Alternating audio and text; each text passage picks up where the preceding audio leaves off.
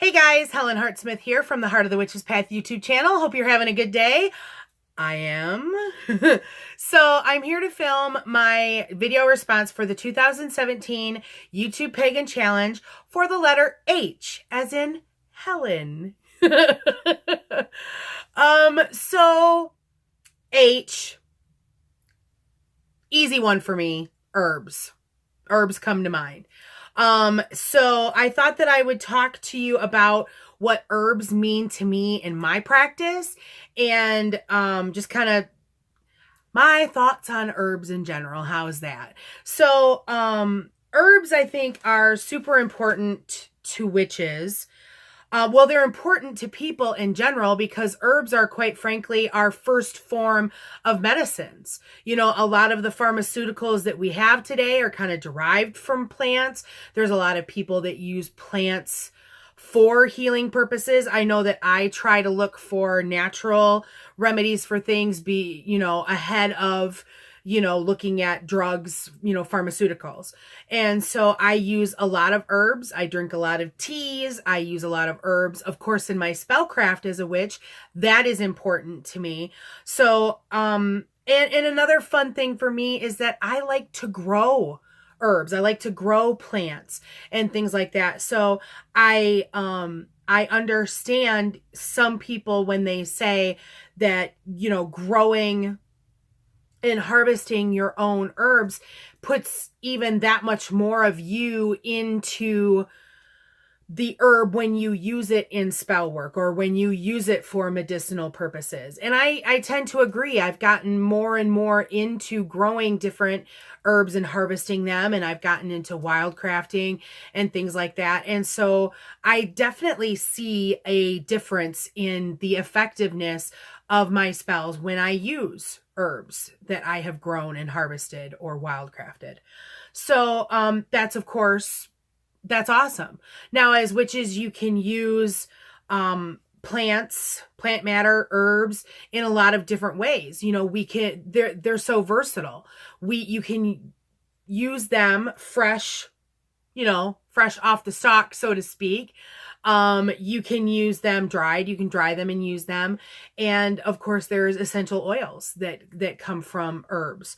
And so that's really cool because that gives a versatility to your spell work and to your medicine toolbox and things like that. So, I kind of appreciate that about herbs. So I thought that I would share some of my favorite herbs with y'all, just because we have that kind of a relationship, right? So I limited myself to 4, and of these 4, 3 of them I actually harvested myself. So the first one is tobacco. I come to paganism via Native American spiritualism. And I haven't really talked much about that, I don't think, but my introduction to paganism actually came from the Native American spirituality standpoint. And so in that faith system, tobacco is one of the 4 sacred plants to many Native American tribes. And so tobacco is used for offerings. Tobacco is used like incense. You smoked tobacco. So it was very spiritual in nature to the Native people. And so that is something that has come with me into my witchcraft practice. I quit smoking years ago, but I always carry tobacco with me that I can leave as an offering if I need to.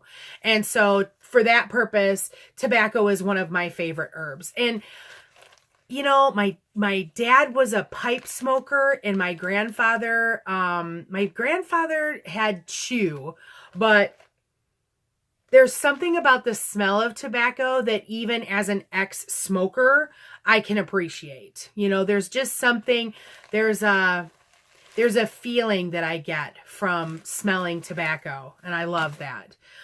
So tobacco, one of my favorites. Another favorite of mine is the echinacea. I don't know. Here, let me see. I don't know if I can pull this out. This is actually from one of my echinacea plants. Can I pull one out without pulling the whole dippity-doo out. So this is one that I dried. So you might know this as the purple cone flower. You can see the cone there, and of course the dried petals there. Echinacea comes in purple. If you're a follower of Susan Weed, you might call it echinacea.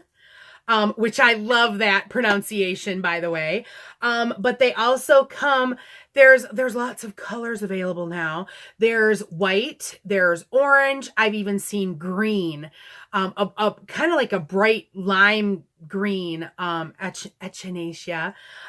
So the root of this plant is supposed to be really good for your immune system. And there's ready-made tea bags that you can purchase and consume as a tea that will help boost your immune system. And so this is a plant that I've grown for many years. And so they're pretty. I see them all over the place and I like them a lot. So echinacea. Now, another herb that I love, this is actually my favorite brand of tea, and that is peppermint.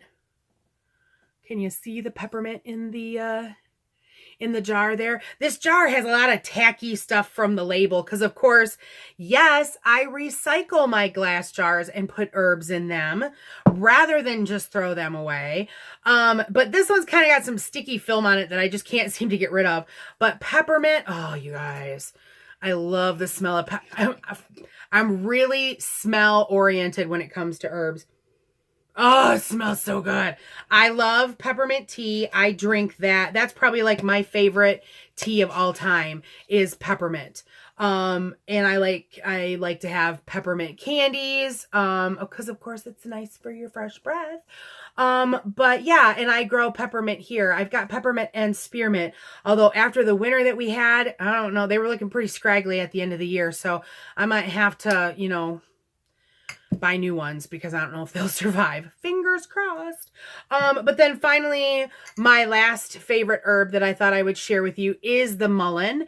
The mullein grow in tall stalks. I know I've talked about them before.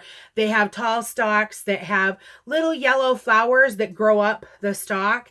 And so these are the leaves, and mullein is supposed to be really good for your lungs, among other things.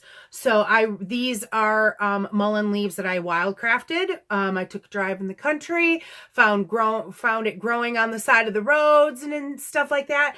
And, you ask the plant, may I have some of your herbs or some of your parts? And, they'll agree or not. And so I brought them home and cleaned them, and there you have it. I like mullein. So those are some of my favorite herbs. I'm really excited this year spring is finally here. So I'm excited to get outside and get growing things. And I usually grow herbs in pots for the most part, and some in the ground too. But pots, I can just kind of keep them on my back porch and I can water them as necessary. And so this year for my birthday, one of my coven sisters made the coolest gift for me. She took rocks and she painted them with different herb names so that I can put them in my pots. And this was a conspiracy because she talked with the roomie, and the roomie asked me, well, what herbs do you want to grow this year? So that they got the ones that I wanted to grow. So yes, I love mint and sweet woodruff. I found a plant last year for the first time, and that is such a beautiful plant, you guys. I don't remember any of its correspondences off the top of my head. My memory isn't that great. I mean, I try, but sweet woodruff, it's really pretty, and there's some really good, powerful, magical stuff from it too. So there's that. So yeah, so I like to grow my own herbs as much as possible. And it's important to remember this when working with herbs, is that you want to develop relationships with your herbs. That's why, a teacher, one of my original teachers, they suggested taking a new herb every year and working with it. And meditating with it and developing a relationship with it so that you could connect with it and use it with effectiveness in your magic. And I think that that's really important. And so, yeah, do that. Boom. So those are kind of like all of my thoughts, or most of my thoughts, I guess, on herbs. I hope you enjoyed it. If you did, or you learned something from this video, give it a thumbs up. And if I'm drawing a blank, if you haven't done so already, hit that subscribe button. And comments down below, like, what kind of herbs do you like to work with, or grow, or do you wildcraft? What are your thoughts on herbs? Let me know down below. You can always email me at heartofthewitchespath@yahoo.com, and be sure to check out the Instagram, which is Heart of the Witch's Path. Are you sensing a theme here? So that's going to be it for this video. Thanks for watching, and thanks for walking the path for a little while with me. Until next time, blessed be.